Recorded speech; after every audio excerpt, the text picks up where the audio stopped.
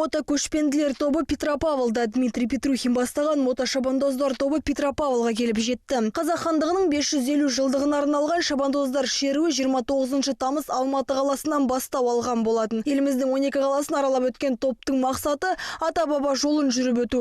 Мотошабандоздар тобында 10-ға жуық темір тұлпар бар. Қазақ елі үшін мерейлі датаны насихаттауда Алматыдан мотобайкерлер тобы жолға шыққан болатын.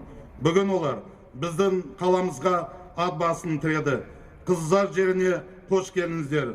Қонақтардың міндеті Қазақстан халқының бірлігін нығайту, тұрақтылық, бейбітшілік пен келісімді насихаттау.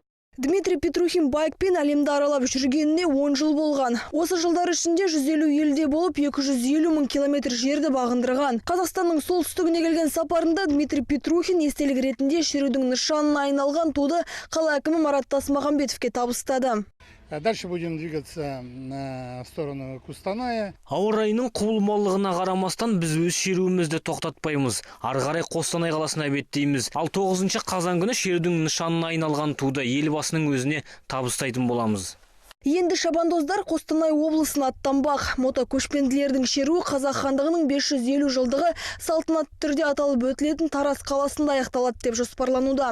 Осылайша Дмитрий Петрухин бастаған топ 45 күн ішінде 20 мың километр жерді жүріп өтпекші.